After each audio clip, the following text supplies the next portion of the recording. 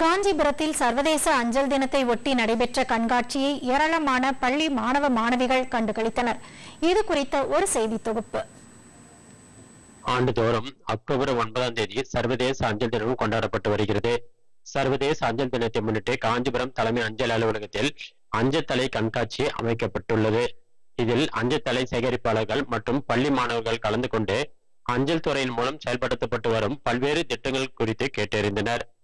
பின்னர் அஞ்சல் துறையின் மூலம் அமைக்கப்பட்டுள்ள அஞ்சல் தலை கண்காட்சியும் பார்வையிட்டனர்.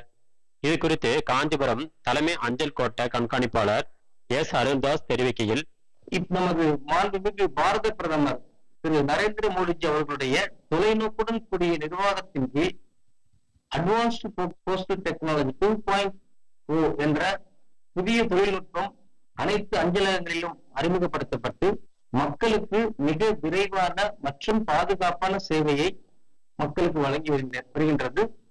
இன்றைய தேசிய அஞ்சல் வாரமான இன்று காஞ்சிபுரம் தலைமை அஞ்சலகத்திற்கு பள்ளி மாணவ மாணவிகள் வருகை தந்து பார்வையிட்டனர்.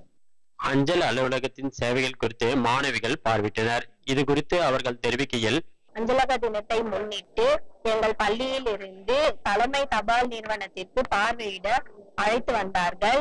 மேலும் speed post, parcel service, inland letter, post card, logistic post, retail post பற்றிய விவரங்களையும் தெரிந்து கொண்டேன். போஸ்ட் கார்டில் சில விவரங்களையும் நான் இன்று தெரிந்து கொண்டேன். இது ஒரு நல்ல அனுபவமாக இருந்தது. தபால் நிலையத்தின் செயல்பாடுகள் மற்றும் நடைமுறைகளை பற்றி பார்வையிட்டு அதனை தெரிந்து கொண்டோம்.